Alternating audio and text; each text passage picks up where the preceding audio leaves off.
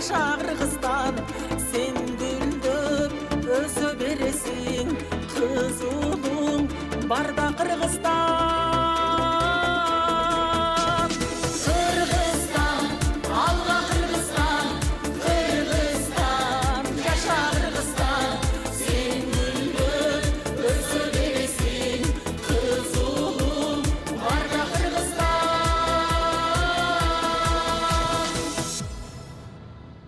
Кыргызстан.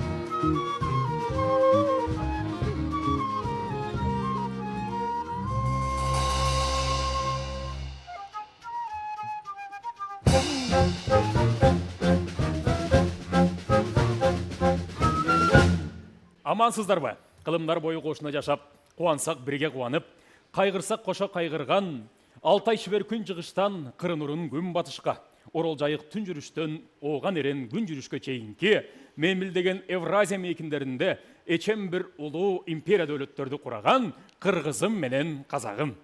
Тарықтың күрөө тамырларында қан бүргітіп, дүркіріп ағылған егемен егіз ел батырлары. Есенсіздер бе? Ел достығындан азалаған қош қанат долборы қайрадан ұбыды. Бұға чейін жұмана жұрт көріп білгендей, Қазақстан Астана студиясы біз менен түз байланышты. Андықтан кесіптештер амандашу кезегін сіздерге ұзатабыз. Ассалаумағалейкум, достығы мен ынтымағы жарасқан қазақ пен қырғыз елі. Армысыздар Алатаудың арғы жағындағы айыр қалпақты ағайын. Ел арна эфирінде құстың қос қанатындай болған Қосқанат телекөпірінің кезекті шығарылымы. Сіздермен бірге Астана студиясы, еліміздің бас қаласы байланыста. Қазақ қырғыз бір туған, дана жұртымыз мұны тегінен тегін айтпаса керек. Алатаудың етегін қатар мекендеген қос елдің бауырмалдығы шексіз, шетсіз, екі елдің тарихы да тағдыры да бір-бірімен ұқсас. Бауырлас ел достығы ғасырлар бойы жалғасын табуда. Ал мәңгілік достық шарты 1992 жылдың 15 қазанында ресми түрде орнады. Дипломатиялық байланыс орнағаннан бері жүздеген құжаттарға қол қойылды, арада қамтылмаған сала жоқ деуге болады. Ал бүгінде егемендігін қатар алған мемлекеттердің арасындағы ара қатынас қос елдің мүдделеріне сай етіліп, барынша нығайта түсуде. Әріптестер, эфир тізгіні өздеріңізде. Түпкі тегі бір, тілі жана ділі бір. Қырғыз менен қазақтай жақын елдер болса керек. Тура айтасың Нұржан, езелтен ел шарқақ жашап, бірі-біріне қызматын аябаған ұлы елдің ұрпақтары азырқыға чейін қызу қызматташусын ұлантуды. Ошоға байланышты бүгінгі шығарылышта ел достығын, анан ошол ел достығын бекемдеген инсандар туралы кенен кеп маанилүү маек курабыз.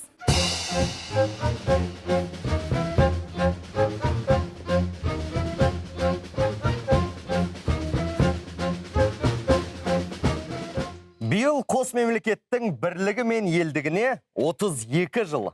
Бұған ортақ салтымыз, сан ғасырлық тарихымыз, арадағы өзара келісім, ұлан-ғайыр даламыздағы бейбітшілік пен берекет дәлел. Қазақ пен қырғыздың достығы ежелден бекем, алыс берісі, барыс келісі бір сәтке де тыйылған емес. Көршілес рухани құндылықтар өзара сабақтас елдердің ынтымақтастығы күн өткен сайын жаңғыра бермесе, кері кетпейтіні анық. Ғасырлар бойы домбыраның қос шегіндей, ізгілік пен түсіністіктің бір тұтас симфониясына ұласатын, халық достығы деп аталатын бағдарламамызды ашық деп жариялаймыз.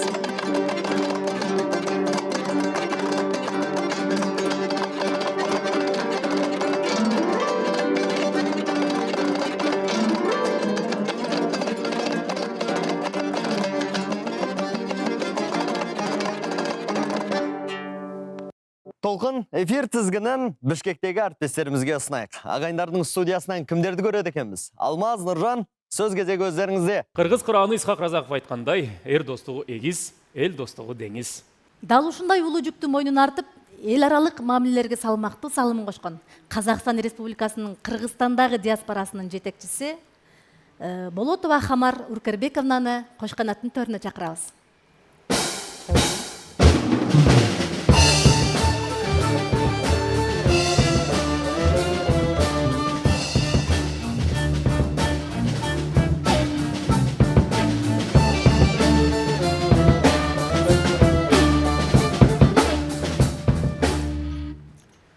Хамарайым, Қошқанаттың төріне қош келіпсіз. Жақында эле Қырғызстан менен Қазақстандың мамлекет басшылары жолығып, анын алқағында Қазақстандың башқы қаласы Астанада Манастын айкеле тұрғызылды. Бұл екі ел үшін чоң самалық болды окшойт. Андан сырткары ел басшыларының жолугушта жемиштүү өтүп, алдыға бір топ мақсаттар айтылды. Маегибизди мына ушул багытта баштасак. Саламатсыңар, урматтуу жүргүчүлөр, телепроекттин Кыргыз казак элим. Ушу кош келип отурабыз ушул жерде. Анан айтарым 19 апрелде биздин эки президент Токаев, Жомарт Кемелович, анан кийин Садыр Жапаров барып биздин улуу Манасыбызга, Айкөл Манаска эме койду, эстелик орнотту. Ошол эстелик бул қазақ елінің қырғыз еліне урматын билдирет. Биздин өлкөлөр ортосундагы достук байланыштарды чыңдоо үчүн сиздердин диаспора кандай долбоорлорду анан кандай демилгелерди колдоп жатасыздар? Көп проекттер бар жасалып аткан. Мисалы жанагы ынтымак үчүн деп кыргыз элинин өкмөтү менен Казакстан элчилердин жана казак диаспоранын өкүлчүлөрү менен Абай центрин ачканбыз. Абай центринде көп сүрөтчүлөргө же баягы выставкалар, башка көп нерселердин баары өтөт. Андан кийин жаштарыбыздын симпозиумдары, круглый столдору, башка нерселердин баары. Анан баягы биринчи эне тил дейт, ана тил деп айтат казакча. Ошону дагы улантып, көп нерселерди жасайбыз. Андан кийин парк ынтымакта кыргыз казак аллеясын эметкенбиз. Бактарды отургузуп, ошондой көп нерселер жасалып атат достук үчүн. Эки дос мамилеси болсун деп, ошондой. Сиздин оюңузча кандай жалпы баалуулуктар жана кызыкчылыктар элдердин ортосундагы достуктун өнүгүшүнө өбөлгө түзөт? Өнүгүшүнө эми ал үчүн жаштар үчүн, биздин эл үчүн, эки элге көп достук проекттер жасаш керек. Ойлойм да, биринчиден биздин жаштар өтө мындай окумуштуу болсо, эки-үч тилди билсе жакшы болот эле да, казак, кыргыздын тилин. Анан кийин саякат жасап, көп жерлерге алып барып, жаштарды бириктирип, көрсөтүп, кыргыздардын ыйык жерлерин, казактардын сулуу төрлөрүн баарын көрүп, биримдикте болсо деп ошондой проекттерибиз бар. Анан образование жагынан дагы жардам кылсак деп. Экинчиден все-таки күндөгү нан деген адамдардын чоң ролун игерет этет. Ошого деле бул жаштарга финансовый жагынан дагы мындай бекер болбосо да аз пайыз менен берилсе, алар өнүксө, өссө дегенде проекттер бар. Хамар айым, сиз менен маегибизди уланталы. Ал эми азыр болсо эфир кезегин музыкалык чыгармага берели.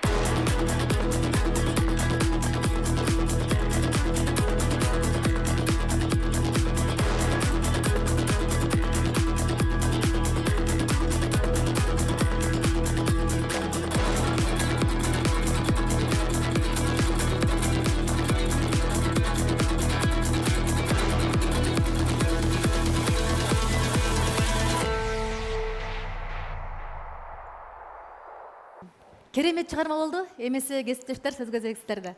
Рахмет Алатаудың арғы бөктеріндегі ағайын. Біз эфирді жалғастырамыз. Студиямыздың төріне алғашқы мейманымызды жайғасып үлгерді. Бүгінде халықаралық қатынастарды дамытуға елеулі ықпал етіп жүрген Қазақстанның еңбек сіңірген қайраткері ақын Аманжол Алтай ағамыз төрімізде. Хош келдіңіз аға. Қош көрдік, қайырлы күн болсын. Жуырда ғана тарихи сәтке куә болдық. Екі мемлекеттің басшысы өте маңызды құжаттарға қол қойды. Солай ғой? Әрине.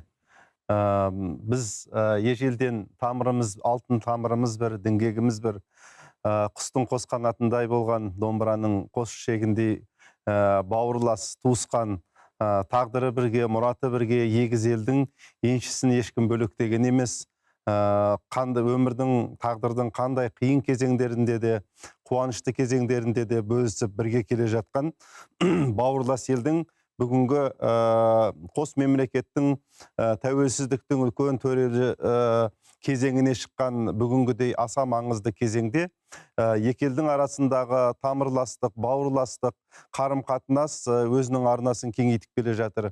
Екі елдің арасындағы экономикалық қарым-қатынас, сонымен бірге саяси әріптестік, екі елдің арасындағы мәдени байланыс, бұның барлығы жан-жақты дамып келе жатыр. Мына екі елдің тіліміз бір, дініміз бір, салт дәстүріміз бір, әдет-ғұрпымыз бір, көшпелілік өмір салтымыз бір, осы қос елдің арасын байланыстырып тұратын үлкен біздің ортақ ұлы тарихымыз бар. Өйткені сонау түркінің қос бұтағы саналатын осынау екі елдің басына не келмеді, не кетпеді. Сондай қиын сәттердің барлығында да екі ел бір-біріне бауырластығын жоғалтқан емес. Манас жырын ең алғаш қағаз бетіне түсірген ол біздің ұлы ғалым Шоқан Уәлиханов болатын. Кешегі осы алмағайып замандарда осы Манас жырына қауіп төнген кезде қарлығаштай шырылдап сол Манас жырын қорғап қалған осы біздің Мұхтар Әуезов ғұлама ғалымымыздың, ұлы суреткер жазушымыздың еңбегін ешкім жоққа шығармайды деп ойлаймын. Бұл нені көрсетеді? Бұл екі елдің арасындағы тұлғалардың бір-біріне деген үлкен жанашырлық, туысқандық сезімін айқындайды. Осы кешегі етегі еміреніп, қабырғасы қайысып, арыс белі майысып, тар заманда Кенен атамыз өзінің боздағынан айырылып, боздап отырған кезде Тоқтағұлдың келіп, Кенен атамызды жұбатып жыр айтуы, әгі ассалаумағалейкум, айналайын Кененім, көріскелі кебедім, Алатауды күңірентіп, зарлана салған әуенің деп бастап, әгі әйешің тағы ұлтуып, асығын қайта шашылар, беліңді тікте, еңсеңді көтер, қазақ қырғыз тілеуіңді тілеп отыр. Сен майыссаң, елдің белі майысады, қазақтың Кененінің көкірегі төмендемесін, тұлғасы төмендемесін, көтер басыңды деген кезде Кенекең басын көтергіп, сол Тоқтағұлдың жырына тәубе қылған. Мінекей осында екі елдің арасындағы бауырластық қай кезеңде де осы қос халықтың жүрегін елжіретеді, бауырын елжіретеді. Сонау Шыңғыс Айтматовпенен осы Мұхтар Шаханов ағаларымыздың арасындағы достық сыйластығы, не болмаса қазақ-қырғызды қатар тербеткен Илья Жақановтың әрбір әні осы қос елдің рухани арнасына ортақ мұралар. Мінекей осындай бірнеше мысалдарды көптеп келтіре беруге болатын шығар. Мен ойлаймын, бүгінгі таңда екі ел әсіресе өзінің діңгегі бірге, тамыры бір осы мәдени байланысын арттыра түсуіміз керек. Енді жаңа өзіңіз тілге тиек етіп өткен елорданың төрінде еңселі ескерткіш бой көтерді. Алғаш рет қазақтың жерінде Айкөл Манас ескерткіші. Алатаудың қос бөктерін мекендеген екі ел қандай қуанды атойлап. Сол бір тарихты тағылымы зор мезетке бір сәт тағы да көз жүгіртіп алсақ, бейнесюжетқа кезек берейік. Астанада Айкөл Манас батырдың ескерткіші ашылды. Салтанатты рәсімге Қасым-Жомарт Тоқаев пен Садыр Жапаров қатысты. Мемлекет басшысы өз сөзінде елордада мұндай еңселі ескерткіштің бой көтеруі ең алдымен қазақ халқының қырғыз ағайынға деген риясыз құрметінің белгісі екенін атап өтті. Ал 2 жыл бұрын Бішкекте Ұлы Абайдың ескерткіші ашылған еді. Мұндай игі бастамалар екі елдің достық байланысын одан әрі нығайта түсетіні сөзсіз. Қасым-Жомарт Тоқаев 1000 жылдық тарихы бар Манас жырын барша адамзат руханиятында өзіндік орны бар бірегей мұра екенін, оны тек қырғыз халқының ғана емес, тұтас түркі жұртының баға жетпес қазынасы деуге болатынын айтты. Шын мәнінде бұл эпосты құрмет тұтпайтын қазақ кемде-кем. Қазақстанда Манас есімді 6000-нан астам адам бар. Мұның өзі ұлы тұлғаға және тарихи эпосқа деген ерекше құрметтің белгісі. Ұлты қырғыз емес, жалғыз манасшы Баянғали Әлімжановтың қазақ екенін айта кеткен жөн. Ол азаматта бүгін осында. Бас қаламызда бой көтерген осы сәулет туындысы түбі бір түркі жұртының бірлігін көрсетеді. Бұл Манасқа ғана емес, қазақ пен қырғыздың мәңгілік бауырластығына қойылған ескерткіш. Қазақстан Республикасының борборы қадимки Астана қаласында Айкөл Манас атауыздың айкелінің ашылышы, аны ачуу салтанаты бізге бұйырғандығы албетте біз үшін чоң мартаба жана өлчөсүз бақыт. Даңазалуу Айкөл Манас бабабыз қырғыз елінің 12 шығармачылығындағы рухани кенчи жана казынасы элемес, 1000 деген жылдар бойы қаныбызға, жаныбызға сіңіріп келген демибиз жана өзөгүбүз. Енді осы бой көтерген Манас ескерткішінің қырғыз қазақ қарым-қатынасын нығайтудағы үлкен үлесі, ықпалы, рөлі қаншалықты маңызды деп сіз қалай бағалайсыз? Дұрыс айтасыз. Бұның ықпалы өте үлкен. Жаңа президентіміздің өзі айтып кеткендей, біздің Қазақстанда бүгінгі таңда 6000-нан артық Манас есімді қазақ балаларының өсіп келе жатқандығын айтып жатыр. Сол секілді қырғыз бауырларымыздың ортасында қаншама мыңдаған абайлар өсіп келе жатыр. Осы елдің бір-біріне деген осы үлкен бауырластық сезімін көрсетеді.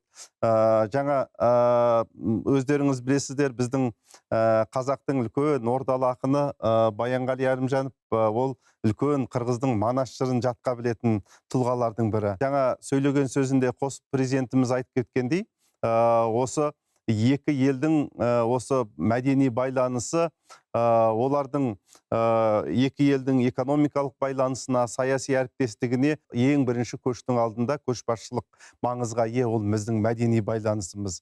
Бұның арғы жағында түбі бір, тамыры бір түркі жұртының бауырластығы жатыр.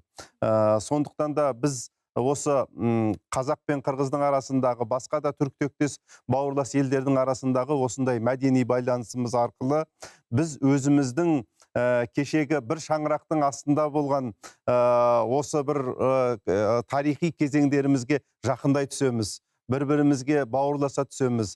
Сондықтан алдағы уақытта осы Алатаудың қос қанатындағы жатқан қазақ-қырғыз ел бір-біріменен байланысы нығая түссін дегім келеді. Түбі бір түркі жұртының осы Астанадағы болған саммитте мемлекет басшысы айтқандай, біз түркі жұртының мәдени байланысын, өнер, ғылым, білім саласындағы байланысын осы маңызға дем беріп, соны күшейте түсуіміз керек. Осы тұрғыда мына сіздердің қос қанат екі елдің телекөпірі арқылы тамаша бағдарламаны бастаған екенсіздер, сәттілік тілеймін. Алдағы уақытта осы қос қанат арқылы қос ел бір-біріменен үндесіп, бір-біріменен тілдесіп, әнін бірге айтып, биін бірге билеп, үндесетін күндеріміз көп болсын дегім келеді. Әумин, айтқаныңыз келсін. Аманжол осы жерде сұрақ, енді біз бағанадан бері екі елдің бауырластығы, достығы жайлы айтып жатырмыз ғой. Енді екі елдің ұлы тұлғаларын, тарихы мен мәдениетін біз қаншалықты дәріптей алып жүрміз? Көңіл көншітерлік дей ма? Дұрыс айтасыз. Дұрыс айтасыз. Екі елдің тарихи тұлғаларын дәріптеуге келген кезде, мысал үшін біз осы қазақ қоғамында, өзіміздің ел аумағында қырғыздың тарихи ұлы тұлғаларын дәріптеуде үлкен бір жобаларды қолға алуымыз керек шығар. Ал енді қазақтың тарихи ұлы тұлғаларын дәріптеуде қырғыз бауырларымыз да осыны қатар қолға алса, сонда екі елдің өсіп келе жатқан кейінгі жас буын жастарының жүрегіне, санасына осыны сіңіре беруіміз керек. Яғни адамның бойындағы тарихи сана ол тұлғаларды танудан басталады. Сондықтан тұлғалардың болмысын, олардың ұлттың алдындағы атқарған еңбегін, қаншалықты ұлттың алдындағы жасаған қызметін білген сайын олардың екі елдің бауырластығына деген сезімі ұлғая түседі, күшейе түседі, беки түседі. Құдайға шүкір, Алла тағала қырғызға да, қазаққа да тарихи тау тұлғаларды берген. Сол тау тұлғаларды ұрпаққа таныстыру, ұрпаққа білдіру. Егер осы екі халықтың өсіп келе жатқан жас ұрпағы танымаса, мінекей бұдан үлкен өкініш жоқ, бұдан үлкен қасірет жоқ. Сондықтан да мына өсіп келе жатқан жастар тарихи тұлғаларымызды тану керек, білу керек. Біз оны дәріптеуіміз керек. Соларды дәріптеуіміз керек деп ойлаймын. Сонда біз алтын тамырымызды, өзіміздің түп негізімізді танимыз. Енді Аманжол аға, өзіңіз бүгінгі таңда айтыс саласында да бір екі тізгін бір шылбырды қолға алып, осы үлкен ауқымды дүниелердің басы қасында жүрсіз. Енді жаңа өзіңіз айтып өткендей, жуырда қазақ пен қырғыздың ортасында халықаралық үлкен айтысты қолға алмақ ниетіңіз бар екенін естіп қуанып отырмыз. Жалпы осы қарап отырсақ, екі елдің бір-бірін ұғуы тілмашсыз-ақ бір жүзеге аса береді. Айтысы да сондай деңгейде деп ойлаймыз. Айтысы сондай деңгейде. Дегенмен сол айтысты енді айшықты өткізу кезіндегі бабаларымыз секілді қос елдің айырқалпақты ағайынмен бірге бір атойлап отырып жырын шырқаған сондай бір деңгейлі өткізу үшін қандай бір мазмұн бере түсу керек деп ойлайсыз? Қандай өзіңіз қолға алып жатсыз? Өте дұрыс айтып отырсыз. Мына бұл айтыстың негізгі концепциясы қазір тұжырымдамасы дайын. Бұл біз негізгі сол тұжырымдамада ашып көрсеткендей, мына тек қана айтыс қана емес, бұнда біздің қос халықтың дәстүрлі өнерінің бір басын қосуды мақсат тұтып отырмыз. Ол біздің жаңағы яғни қазақтың айтыс өнері, жыршылық өнер, термешілік өнер, күйшілік өнер, әншілік өнер, осы 5 өнердің басын қосып, осы қазақ пен қырғыздың екі командасын жасақтап, қос команданың арасында үлкен бір мазмұнды, тамаша бір жобаны іске асырсақ деп отырмыз. Және де бұл бір рет өтіп жаңағы шолтаң етіп қоя салатын дүние емес, дәстүрлі түрде алдағы уақытта, мысалы үшін бір жыл Қазақстанда өтетін болса, келесі жылы ол Қырғызстанда өту керек. Сөйтіп екі елде алма кезек өтіп тұратын бір үлкен дәстүрлі өнер салтанатына, өнер керуеніне айналдырғымыз келеді. Алдағы уақытта енді осы екі елдің жаңағы Қырғыз елінің елшілерімен, сосын мына бауырлас Өзбекстанның елшілеріменен ресми кездесуді жоспарлап отырмыз. Алла қаласа сол кездесуде де осы жобаларымыз, алдағы мақсаттарымыз әңгіме болатын болады, бірге талқылайтын боламыз, Алла қаласа. Өте керемет сүбелі сұхбат болды деп ойлаймын. Бұйырса енді жаңа өзіңіз айтып өткен жоспарлар, ниет тілектеріңіз орындалып, жүзеге ассын, іске ассын деп тілейміз. Екі елдің ынтымақ бірлігіне өзіңіз көзайым болып, іргелістердің басында жүре беріңіз. Рахмет, айтқандарыңыз келсін. Офисная мебель, созданная для успеха. Стильные и функциональные решения для продуктивности вашей команды. Мебель для образовательных учреждений. Большой выбор офисной мебели, созданный по вашим требованиям. Также у нас вы можете заказать медицинскую мебель для операционных, палат и смотровых кабинетов. Надежность, функциональность и комфорт для пациентов и персонала. Широкий ассортимент. Регулируемые кровати, кресла и кушетки для максимального комфорта. Оснащение клиник под ключ. Отечественный производитель Bomford KG. Мебель, которая работает на вас. 0708 60 80 90 0999 90 65 54. Bomford 19, электронная собачка mail.ru. Instagram bomford.kgz. Biz кеп кезегізде уланталы, Хамарайым, біз ұжыл ел аралық алақадан жеке мамиле туралы кеп қылсақ, азын төгін кеп қылсақ, дегелі сіз үшін достық емнен білдіреді? Достық деген бұл біріншіден шенімді кіші болуш керек. Өзің ойың сырыңды айтқан, сырлаш, анан қаяқта жүрсең де алдыңа қойған мақсаттарыңа жардамдашып жүрген достар.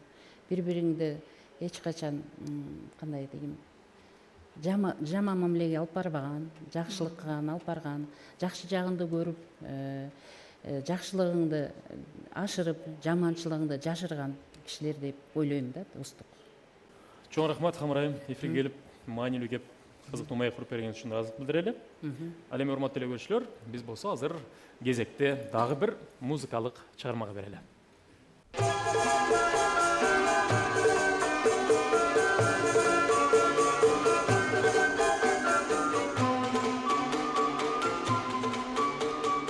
Бабам менен бабам дос болгон, бул туугандык сан миң жылда коштолгон.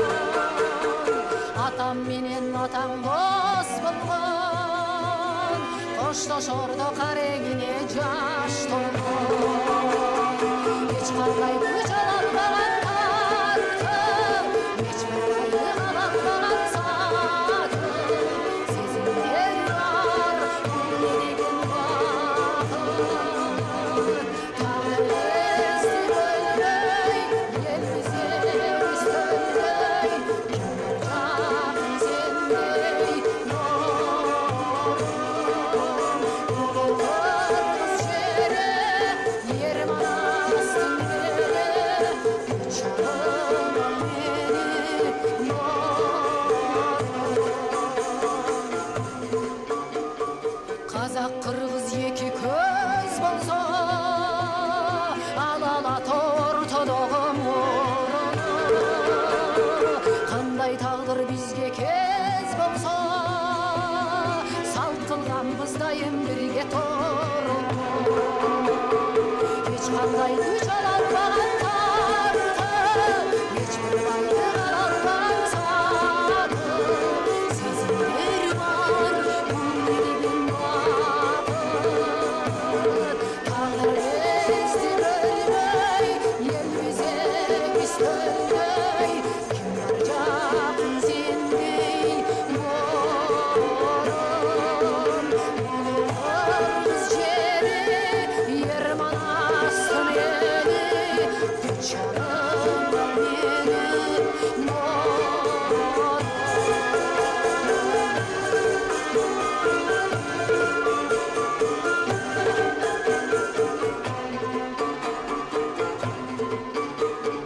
Кылым кечкен кыйын жолдордо, шаттык болуп кайтты бүгүн азалым. Мына сырын айткан тоолорго, мактанычпен карай берет казарым. Эч кандай күч ала албаган тартып, эч бир байлык ала албаган сатып, сезимдер бар, бул не деген бакыт.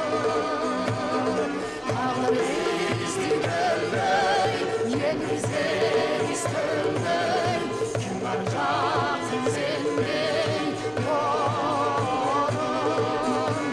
Бул кыргыз жери, ер Манастын эли, чагыма мени норум. Тагырыбызды бөлбөй, элибизге биз төнбөй, ким бар жакын сендей норум.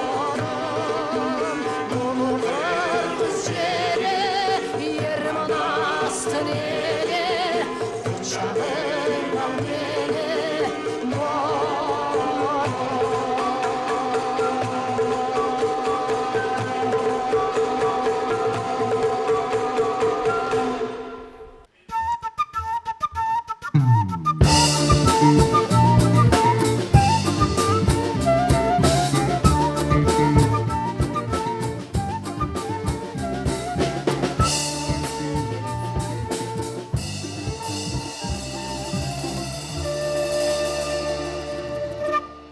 Кыргыз Республикасынын эл артисти, Казакстан Республикасынын эмгек сиңирген артисти, Токтогул Сатылганов атындагы мамлекеттик сыйлыктын лауреаты Саламат Садыков эжекебиз кош канаттын төрүндө. Кош келипсиз. Амансызбы? Болуңуздар, курсанчылыкка келдим. Биздин билишибизче азыр каткарган Ер Манас чыгармасынын автору Казакстандын алып акыны Муктар Шаханов. Ооба. Кеп башы ушундан башталса. Жакшы болот. Бұл Ерім анасының елінде деген егемендүүлүк алған жылдарыбызда екі елдің мемлекет басшылары тез бір-біріне ақ инедей болып қатышып дегендей. Ошол мезгилде адабияттың шаалары, дөөлөрү ортосунда сербейик мен бұл Алматыға көбүрөөк барар элек. Мана ошол жылдарда Мухтар Шаханов бизде атайын ыйгарым укуктуу элчилиги болуп турду го. Ошол Шаханов агабыз анан бир күнү мени чакырып калды. Бир түндүн ичинде ишенсеңиздер ушундай кичине кыялы айтканын талап кылган кежирирээк мүнөзү бар киши эле. Агай эртең чыга албайм го десем, Назарбаев келип аткан экен бизге. Ырасын айтайын, түнкү саат 11-де бардым элчинин үйүнө. Ошону менен көзүм жумулган боюнча 2-де келип жатып, эрте менен эрте туруп, эртеси Нурсултан Абишевич Назарбаев келип биздин төрдө отуруп, Кыргызстандын каймагы жыйылган жерде мени ошол уруксаат беришти. Мындай партитурага текстин сөзүн коюп алып, комуз менен ырдап чыгып, Ерим анасынын элинде деп. Мына ошентип атайын бир түндө жаралган чыгарма айланайын бул чыгарма. Ошол эки элдин достугуна баягы ээргип Мухтар Шаханов агабыз ушинтип жаралган. Мен алып чыкканмын элге. Достукту чыңдоодо маданияттын ролу жөнүндө кеп кылалы эже. Маданиятсыз мына уйкусуроодо жаткан эл дейт. А дегенде тилин жоготуп, дилин жоготуп, керек болсо кай бир учурларда аз элдер өзүнүн санаасын байытып отурбаса, улутун жоготуп коюшу мүмкүн экен да. Ошондуктан мына биздин Токтогул бабаларыбыз, жеңи жок, барып аталарыбыз айткан сыяктуу, мына бери келгенде Абай атабыз бизге буга чейин эле сайрап айтып кеткен алар. Ошол бир жол таап, жол көрсөт деп, мына азыркы мына Кошканат деген жаңы долбоор куп ошол биздин руханий дөөлөттөрүбүзгө бир булактын көзүн ачкандай болуп, ошондой уйкудан ойгонгондой болуп, руханий бир көкүрөгүбүзгө бир көрөңгөбүздү, уйуткубузду кайра бир козгоп турган учурда. Себеби Шакарым деген бабабыз айткан экен: жаралыш башы козголуш, козголушка керек кол кабыш. Ал эми ошол козголгон жерде өзгөрүш болот деп. Өзгөрүш болмоюнча өсүп өнүгүү болбойт экен да. Мына ошол жагынан алганда бүгүнкү мына Кошканаттын башында биз турабыз. Мына Казакстанда Багдат Самидинова, Майра Ильясова деген казактын бир маңдайына бүткөн эркек кыздар бар. Нагыз мына эки элдин тамырын тыгшап жүргөн. Мен айтып өтөйүн да, уруксат берсеңиздер. Биз ушул эгемендүүлүк алган жылдарда айланайындар. Мына жаштар азыр дүйүртүңөр жакшы чыгып атат. Биз да колубуздан келген кызматты эки элдин ортосунда жасап өткөн кишилербиз, жасап келе жатабыз. Мына Майра Ильясова деген Казакстандын эркек кызы экөөбүз бир жылдары Сазген деген ансамбль менен бир сахнада Алматыда. Майра бул жакта, мен Камбаркан менен барып бир мындай спортсмендер рингке чыгат го. Мына ошондой кош канатыбызды кагып экөөбүз залда эл толо. Ошол залда Роза Рымбаева өз баш болуп келип отуруп бизге баягы замандашыбыз, кесиптешибиз, ариптешибиз болуп кол чаап отурду. Не бир казактын өнөр каймактар, майталмандары келип отурушту. Бул жагынан алганда мен Майра курбума рахмат айтамын. Ал ошол жигерден түбай саламат, мына казак эли сени жакшы көрөт. Экөөбүз бир ыр төкпөйлүкпү деп, мына Камбаркан менен Сазгендин дагы Кошканатыбызды ошондо бир күйлөгөнбүз. Бул өтө жакшы. Мына бүгүнкү төрдө сиздер аркы терезенин ар жагында мына экрандан казак туугандарды көрүп атабыз, Айланайын, Нуржан мына. Биз өзөгүндө биз дагы эгемендүүлүк алып келе жаткан жылдарда мына Сүйүнбай Эралиев, эл баатырлары буларда кахарман деп коет. Сооронбай Жусуев, Эстебес Турсуналиев, Актаңдай акындар менен бул турган Алматынын төрүндө далай барып, кеп тыңшап, санат, терме акын жазуучуларыбыз менен мына Акбар Рыскулов деген акын бар, ал киши да элчи болуп турду го. Айта берсем өзүнчө бир дастан, Айланайындар. Боордош казак эли бир туугандары суранган бир чыгармаңыздан бир сурансак. Жакшы болот. Эки элге бир жагымдуу ырыңызды тартуулап берсеңиз жакшы болот. Мен мына терезенин ар жагында Майра курбум отурган экен, анын жардамы менен учурунда мен ансамбльде көп ырларды ырдадым. Агугайды ырдадым дегендей көп айта берсем чыгармаларды. Ошолордун бири азыр сиздерге уруксат берсеңиздер, эки элдин урматына деп Анашым деген керемет бир чыгарма бар эмеспи? Ошону орундап берейин, Айланайындар. Рахмат.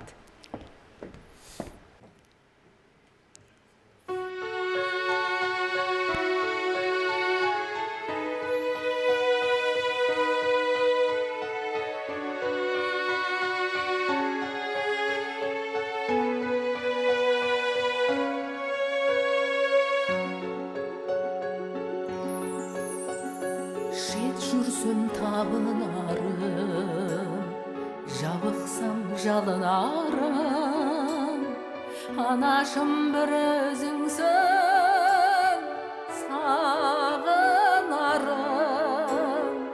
Анашым шалқып күлсең, алдымда жарқып жүрсең, жүрегім жыр толғайды, көңілім ортаймайды. Анасы бар адамдар ешқашан қартаймайды. Жүрегім жыр толғайды, көңілім ортаймайды. Анасы бар адамдар ешқашан қартаймайды. Қорғаным өзіңдеймін, жандауа сөзіңдеймін. Анашым мен ойласам, көз ілмейсің. Анашым шалқып күлсең, алдымда жарқып жүрсең, жүрегім жыр толғайды, көңілім ортаймайды. Анасы бар адамдар ешқашан қартаймасын. Жүрегім жыр толғайды, көңілім ортаймайды. Анасы бар адамдар ешқашан қартаймасын.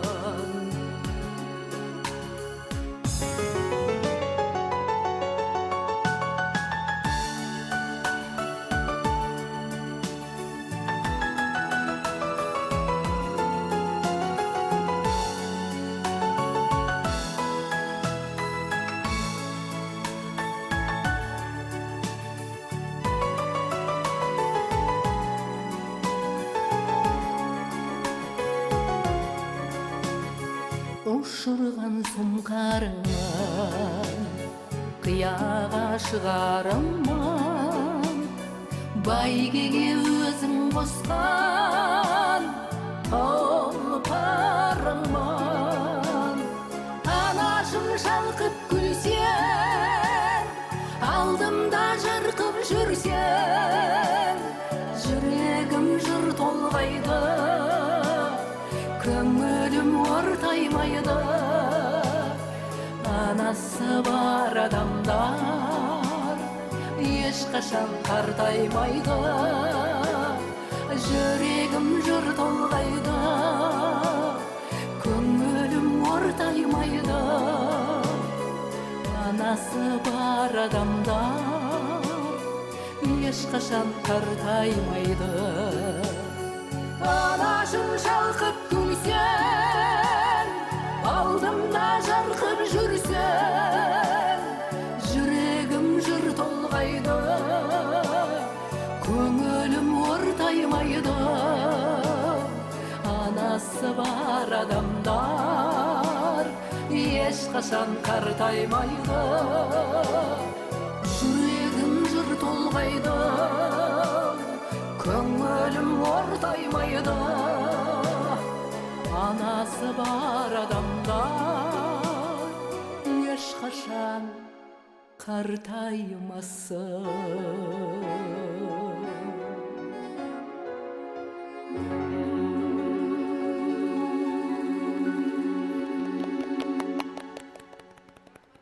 Саламат эжекебизди кайрадан төрүгүгө чакыралы. Анткени жакшы бир маек болсун деп бизден Қазақстандагы Астанадагы студиябыз суранып жатышат.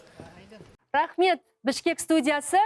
Қандай тамаша әнге, қандай тамаша өнердің куәсі болып жатырмыз. Және сол екі елдің арасындағы рухани достықтың куәсіндей көзайым болып ортамызда біздің Майра Ілиясова ханымның өзі отыр. Және де Саламат әншімен бірге сонау жастықтың жалын жылдарын бірге өткерген, достықтың әдемі асу белестерін бірге атқарған екі жанның ортасындағы әдемі бір сезімдердің де куәсі болатын секілдіміз бүгін. Ендеше дәл қазір ары жақта Саламат ханымға сіз сәлем жолдауға мүмкіндігіңіз бар, апай. Сәлем жолдап жатыр сізге. Қол бұлғап қойыңыздар ар жақтағы. Сәлематсың ба? Саламат, сені көргеніме өте қуаныштымын. Әбден қуанып жатырмын, Майра. Немерелерің чоңайып өсіп жатыр ма? Өсіп жатыр, тойға шақырамыз. Тамаша. Мінекей Майра ханым, тікелей эфирдің құдіреті деген осы. Алатаудың арғы бөктеріндегі... Маман бол. Иә. Алатаудың арғы бөктеріндегі өнердегі құрбыңызбен Дидар ғанибет болып, бір-біріңізбен көзайым болып үлгеріп жатсыздар. Бұның өзі қайталанбас бір тарихи сәттер, мезеттер. Енді осы жаңа байқап отырмыз, көптеген бір рухани сапарларда бірге жүрген екенсіздер. Сонау отырар сазының кезіндегі, елдің, мемлекеттің басындағы айту оқиғалардың да басы-қасында жүргендеріңізді естіп біліп отырмыз. Енді сол жылдарға өзіңіз бір көз жүгіртіп, сол жылдардың өнегесін, сол кездерде бастау алған бір әдемі риясыз сезімдерді айтып өтсеңіз. Бізде Қазақстан телеарнасында тамаша Света Есмұратова деген үлкен режиссер әпкеміз болды. Сол кісі осы Саламат Садыкованы Қазақстанға шақырып, Алматы қаласына мен келіп, сол жаңағы Сазген ансамблімен, Қамбархан ансамблімен бірігіп біз үлкен концерт бердік. Сол кезде таныстық, содан бері Құдайға шүкір, мен енді осы көгілдір экранды пайдаланып, өзіңе телефонда шалам. Бабалар үні деген өткенде біз Қырғызстан елінде кездестік. Ол жерде Роза Аманова деген тағы да бір тамаша дос қызымыз бар. Ол да халық артисі. Және Қазақстанның еңбек сіңірген артистері Саламат екеуі. Сол кеште кездескенде мен уәде бергем. Сол Бабалар үні деген үлкен біздің көшпенділер деген фестивальда Бабалар үні деген менің авторлық хабарым болады. Сол кешке мен Саламат сені шақырамын. Ой, қандай керемет. Телефон шаламын. Құдай қаласа келіп тамаша әніңді саласың, сенің жаңбыр төкті деген әніңді қазақ елі сағынып жүр. Мынау Қошқанаттың шарапаты менен екеуміз екі терезеден жолығып атқанымыз үшін Майра да бір жолы бала бақыраң менен, тоғжаның менен, немерелерің менен аман бол. Рухани көпірөдө баяғы жүгіріп жүрген қыздарбыз. Өзің баш болып Бағдатқа сәлем айт менден. Амандықта жүздесейік. Шақыруың үшін аптан толқындап тұрамын. Амандық болсын, рахмет. Өте қуаныштымын. Бүгін керемет хабар. Біздің жалпы қырғыз елі мен қазақ елі бәленбай жыл бұрын достасқан, туыс болып кеткен. Біздің тілімізде ұқсас, ділімізде ұқсас. Сондықтан да жаңа Саламат құрбымды көріп, мен өте қуанып отырмын. Біз Саламат екеуміз біріміз білгенімізге 20 жылдай уақыт болды. Ең үлкен бірі берген, біздің Қазақстан елінде берген ән кешіміз, ол Жамбыл атамыздың 150 жылдығы, Тоқтағұл атамыздың 150 жылдығына байланысты тамаша үлкен ән кеші Мәдениет министрлігінің ұйғарымымен және Алматы қаласының филармониясының ұйғарымымен біз өткізгенбіз. Сол кезде есіме түсіп отыр, сыңғырлаған дауысыңды естіп, Саламат қуанып отырмын. Ал енді қазақша әнді қатырдың анасы бар адамдар қартаймайды деген ән саған өте жарасып тұр. Ал енді бүгінгі кешке үлкен ризашылығымды білдіремін. Осылай екі ел өздерінің достығын нығайтып, бұрынғыдан да әндерімен, күйлерімен, жырларымен отырған жас бүлдіршін балаларымыздың ойнап отырғанның өзі керемет. Сондықтан қырғыз елі, қазақ елі жасасын, достығымыз нығая берсін. Ел арнаға мен басым дейіп рахмет айтам. Сізден ендеше ән шашы. Стильные и функциональные решения для продуктивности вашей команды. Мебель для образовательных учреждений. Большой выбор офисной мебели, созданный по вашим требованиям. Также у нас вы можете заказать медицинскую мебель для операционных, палат и смотровых кабинетов. Надежность, функциональность и комфорт для пациентов и персонала. Широкий ассортимент. Регулируемые кровати, кресла и кушетки для максимального комфорта. Оснащение клиник под ключ. Отечественный производитель Bomford KG. Мебель, которая работает на вас. 0708 60 80 90 0999 90 65 54. Bomford 19, электронная собачка mail.ru. Instagram bomford.kgz. Кесіптештер, разылық білдіреміз. Формат телевизор біз эфирімізді уланталы. Қырғыз ел ақыны, публицист, Кыргыз Республикасынын Казакстан Республикасындагы мурдагы ыйгарым укуктуу элчиси, Казакстан Республикасынын кайраткери Акбар Рыскуловду кош канаттын төрүнө чакырабыз.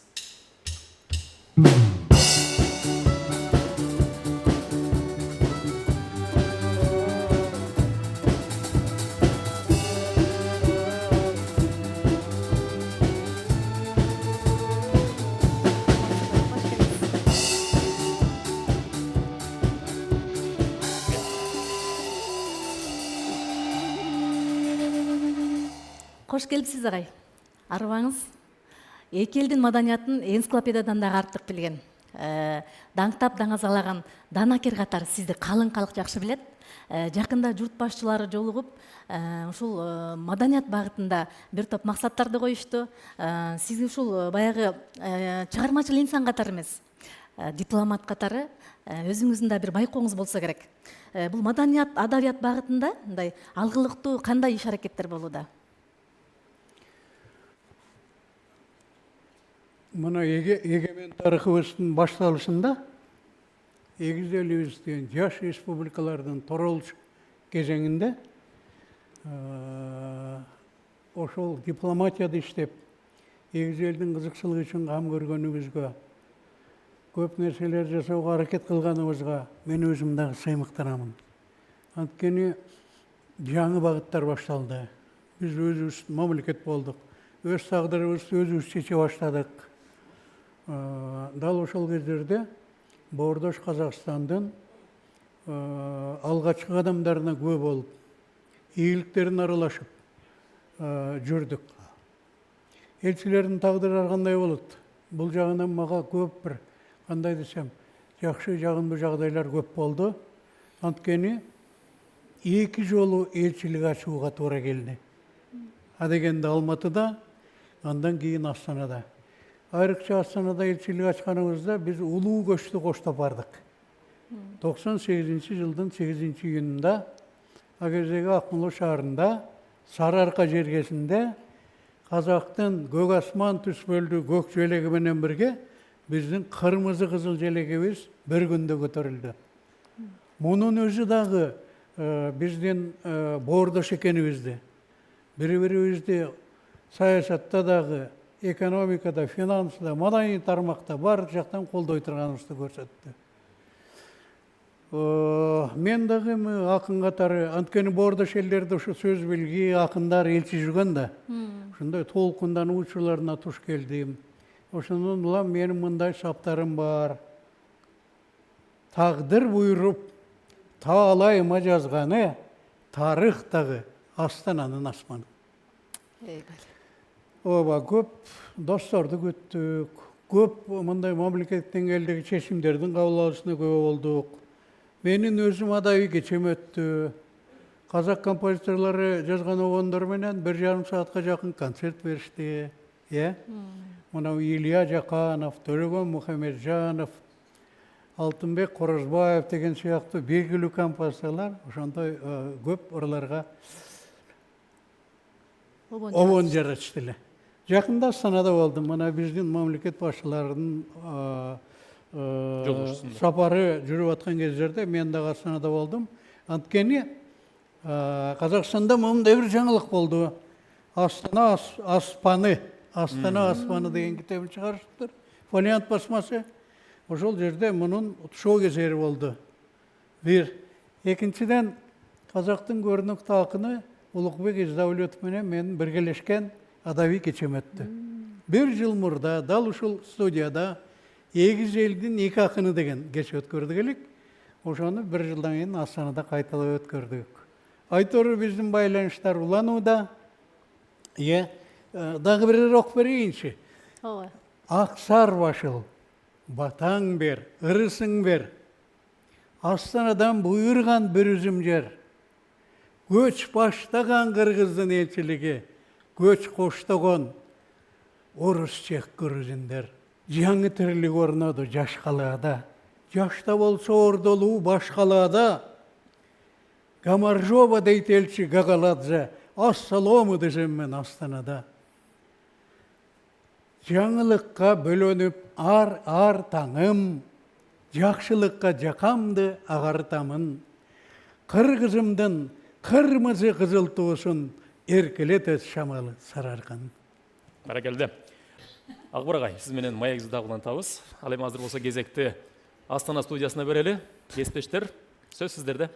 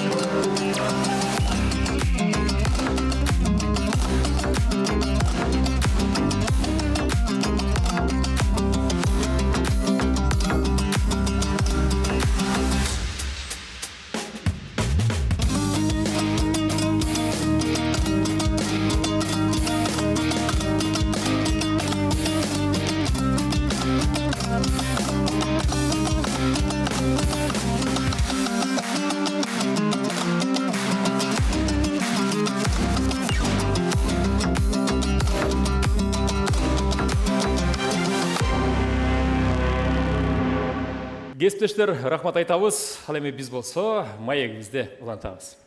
Агай буга чейинки эфирде жогоруда айтылгандай, казак-кыргыз темасын баяндасак, баарлашып бете албасак керек. Ушул жыйынтыктоо үчүн мындан ары кандай маданий алаканы улантсак дейсиз? Анан балким баягы өзүңүздүн ичиңизде катылып жүргөн бир идеяларыңыз бардыр. Туура айтасыз, биз эми кийинки учурларда маданиятка, адабиятка аралашып жүргөн адам катары биздин ойлогонубуз ошонун тегерегинде болот да. Бизде маданият министрлиги бар. Бир, эң бул очогубуз биздин. Экинчиден чыгармачылык союздар бар. Чыгармачылык уюмдар бар. Жазуучулар, журналисттер, композиторлор, театр ишмерлери, сүрөтчүлөр, архитекторлор деп кетет. Булардын ар биринин 80-90 100 жылга жакындап калган тарыхы бар. Ошолор кийинки учурларда ачыгын айтыш керек, солгундай түшкөндөй болду да. Эми азыркы милдет Казакстан тарабынан дагы, биз тарабыбыздан дагы ошол чыгармачылык уюмдарга көңүл буруп, момундай маданий адабий байланыштарыбызды бул эми рухка, руханий дүйнөбүзгө таасир этет да. Ошону жандандырсак деп ойлоймун. Мындан эле маданият министрлиги эки тараптан тең иш чараларына жыл сайын бир чоң иш чараларды кошуп турса жакшы болор эле. Жакшы эми биз коңшубуз, алыс барыштын кереги жок. Жакын жерлерге, айрыкча Алматы Бишкек арасы алманын эки шагындай деп жазган бир жерим бар. Таразы менен таласы деп келип жарайт. Ойлор жакшы, ошолор орундалса деп тилейбиз. Агай, сизге келип барандуу баян куруп бергениңиз үчүн ыраазычылык билдирели. Эки элдин ортосундагы ынтымакты бекемдеп, дайым калемиңиз курчуп, дагы мыкты кырлар жарала берсин. Бар болуңуз. Рахмат. Құрметті көрермен, біз эфирді ары қарай жалғаймыз. Студиямызға Қазақстан Қырғыз этно-мәдени бірлестігінің құрылтайшы орынбасары Алмазбек Исраиловичті шақырамыз. Төрлетіңіз. Қош келдіңіз. Қош келдіңіз, төрлетіңіз.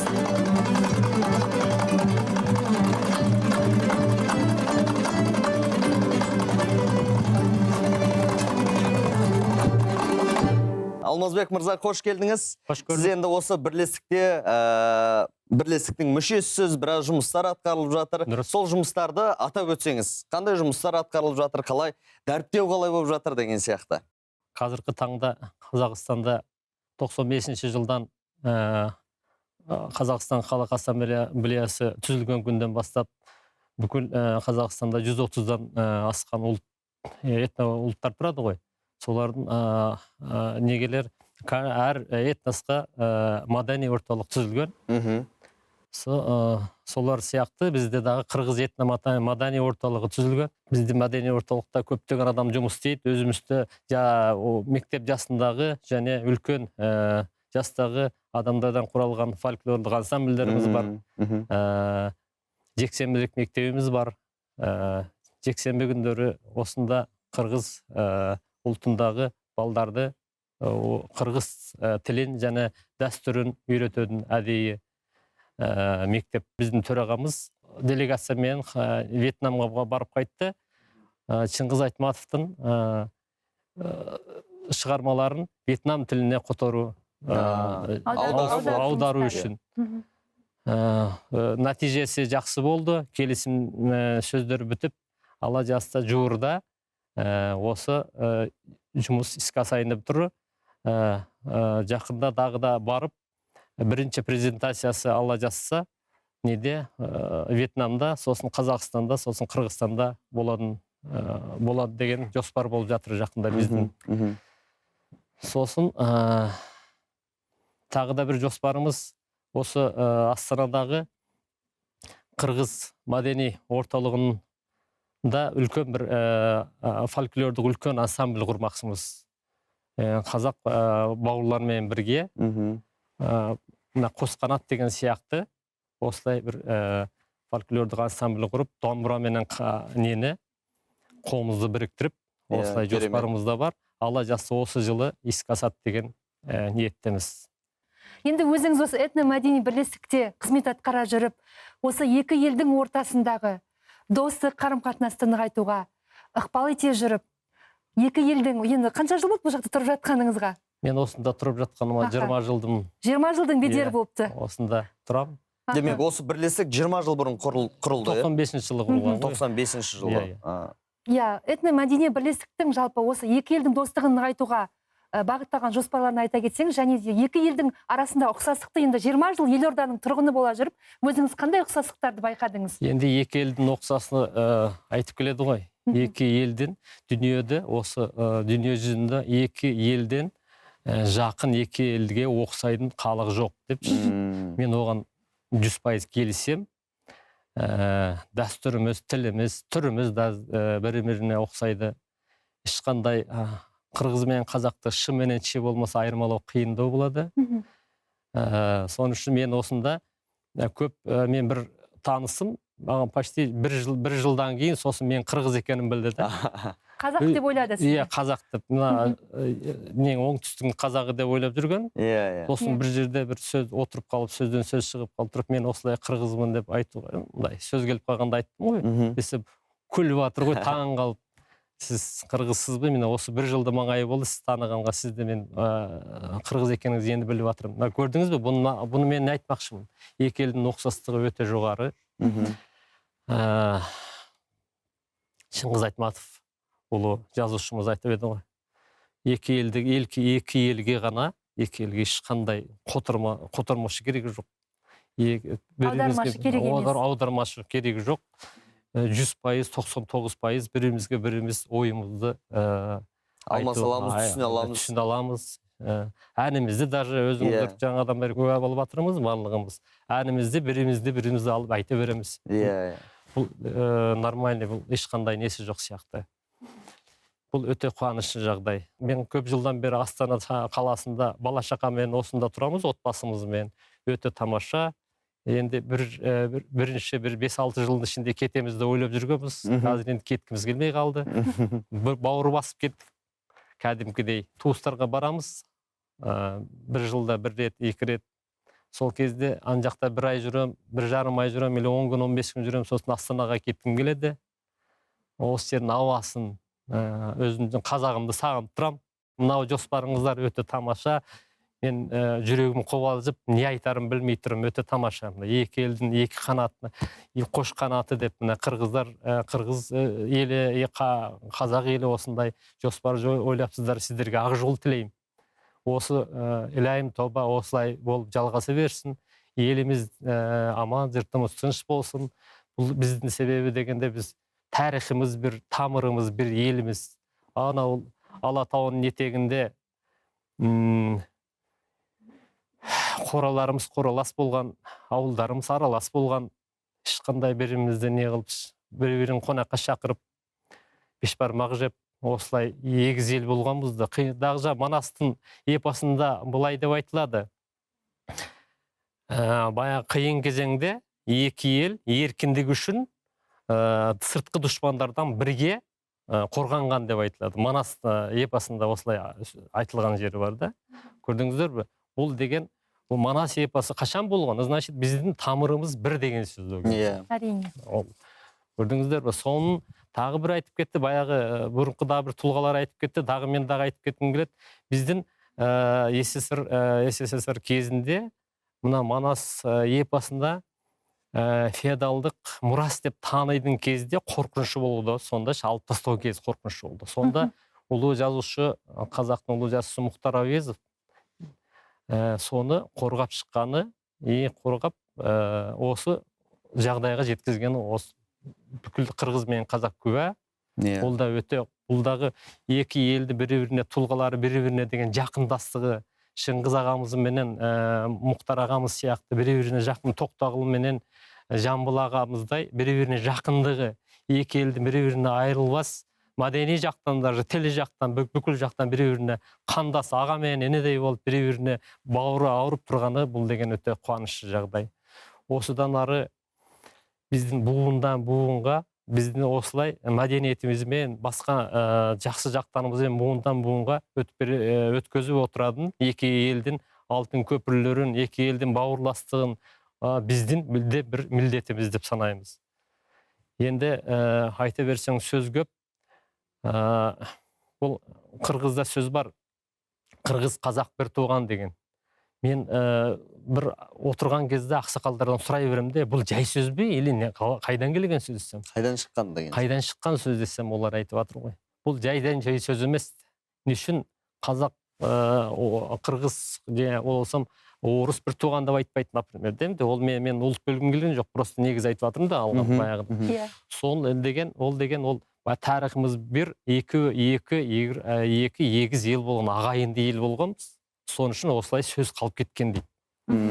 Соның үшін екі бөліп тұрған бізде бір ғана Алатауымыз, соның өзінде бір-біріне шай беріп, шай не қылып, қонаққа кіріп, бір-біріне қыз беріп, қыз алып дегенде құдаласып. Енді Алла содан жазбасын. Әумин. Рухы бір, енді рухы бір, дәстүрі тамырлас, сонда егіз елміз ғой. Сондықтан бүгінгі көзайым болып отқан сәттердің өзі тарих ертеңгі ол менен қызға, сіздің үйдегі ол менен қызда қазақтың тілін өз тілім деп қабылдайтынына біз сенеміз. Этномәдени бірлестіктің жұмыстарына сәттілік тілейміз шын жүректен. Жоспарларыңыз орындала берсін, осы екі елдің арасын дәнекерлеймін деп істеп жатқан еңбектеріңіз жана берсін дейміз. Алтын уақытыңызды бөліп келгеніңізге көп рахмет. Осы қош қанатымыз арқашан өсіп осындай қош қанат болып жүре берейік, қанатымыз тегі бүтін болсын арқашанда, еліміз аман, жұртымыз тыныш болсын. Қазағым, қырғызым аман болсын. Рахмет сіздерге. Сайын Сахара төсінде ғұмыр кешкен сері халқымыздың бүкіл болмысы, бар тірлігі әнмен әсемделіп, бимен бірігіп жатады. Дала халқының қаракөз ұл мен қыздары қара жорғаны билеп, бұған асық бекіген. Қара жорға байырғы бабаларымыздың буын биі, қара жорға бірлік пен татулықтың биі. Сахна төріне қара жорға биімен Наз би театрының өнерпаздарын шақырамыз, қарсы алайық.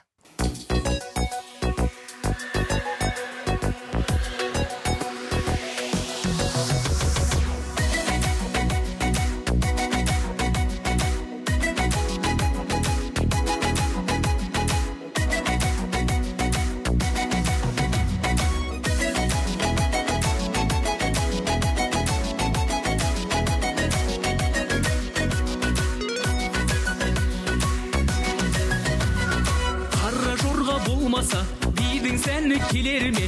Құс өте көйлек кимесе, қыздың сәні келер ме? Ал қанеки жолдастар, біреуін шық той бастар. Той дегенде дейді екен, домалайды қу бастар. Ей, қара жорға ойнаңдар, қой десе де қоймаңдар. Қош жүректің шаттығын дәл осылай тойлаңдар. Келе бермесін қайға, дәл осындай күн қайда. Ойнаңыздар жамағат, биліңіздер мұндайда.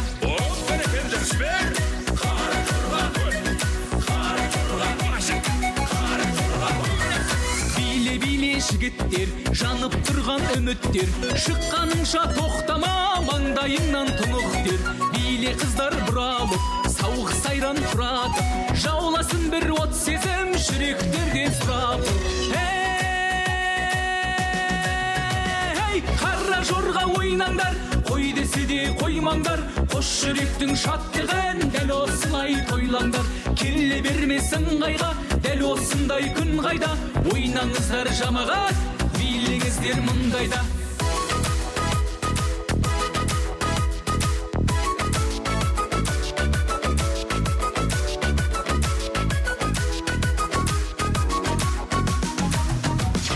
Биле-биле сұлуым, қандай ғажап күлуің. Сыртылдасын саусағын, былқылдасын буының. Анау тұрған бой жеткен, сүйкімде дау ойнеткен. Талай-талай жігіттің жүректерін сөйлеткен. Ей, қара жорға ойнаңдар, қой десе де қоймаңдар. Қош жүректің шаттығын дәл осылай тойлаңдар. Келе бермесін қайға, дәл осындай күн қайда. Ойнаңыздар жамағат, биліңіздер мұндайда. Қара жорға көл, қара жорға башық, қара жорға көл міне, қара жорға башық. Толқын эфир тізгінін Бішкектегі әріптестерімізге ұсынайық. Ағайындардың студиясынан кімдерді көреді екенбіз? Алмаз, Нұржан, сөз кезегі өздеріңізде.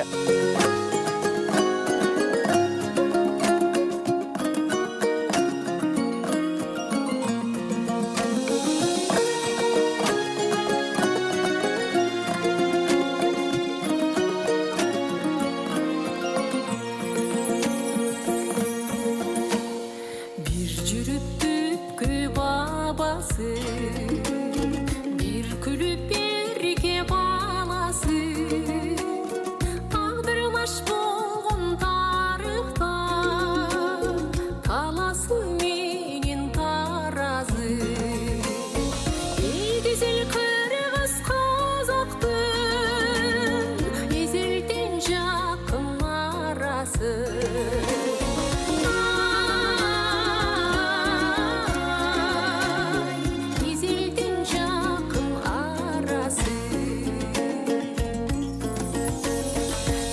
Bolup saldı sanası, bir bolup tozu talası. Almanın eki şağınday, Almatı Bişkek kalası. Almanın eki şağınday, Almatı Bişkek kalası.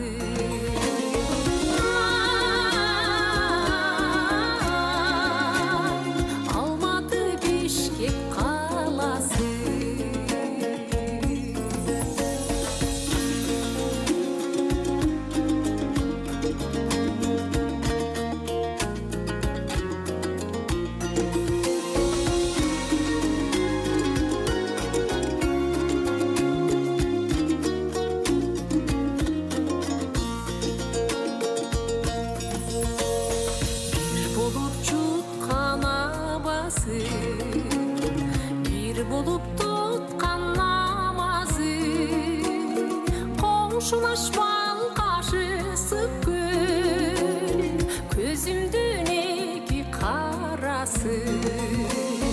Bir doğan Kazak Qırğızdın, bekimde bersin arası. Bekimde bersin arkacan, Qırğız el Kazak arası.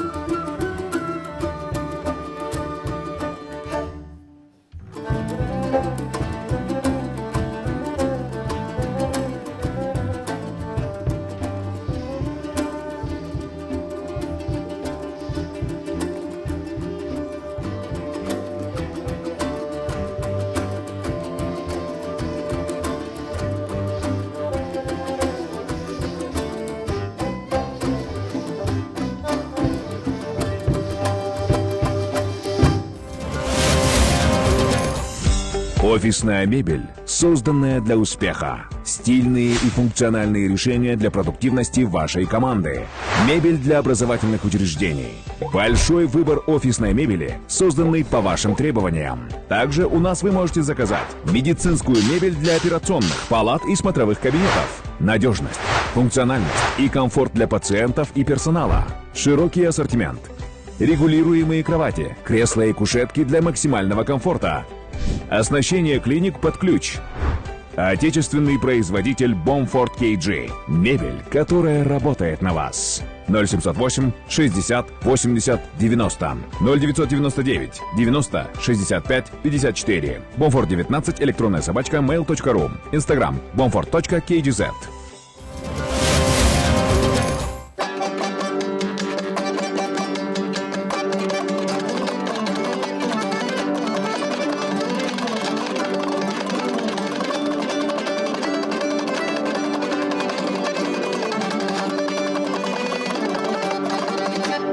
Бүгінгі хабарымыз міне өз мәресіне жетті. Тарих мен тамыры тереңге бойлаған қос елдің руханияты түркі халқының бөлінбес бөлшегі іспетті. Я, қазақ пен қырғыз барда мәдениет пен руханияттың алтын тіңгегі бекей бермек. Еліміз экономикалық жағынан ынтымақтастықта болып қана қоймай, рухани тұрғыдан да пікірлес, мұраттас болғай. Бүгінге осы достық мекені Қосқанатта жаңа кездесулерге дейін. Жасай бер, қырғыз елі, жасай бер, Қазақстан.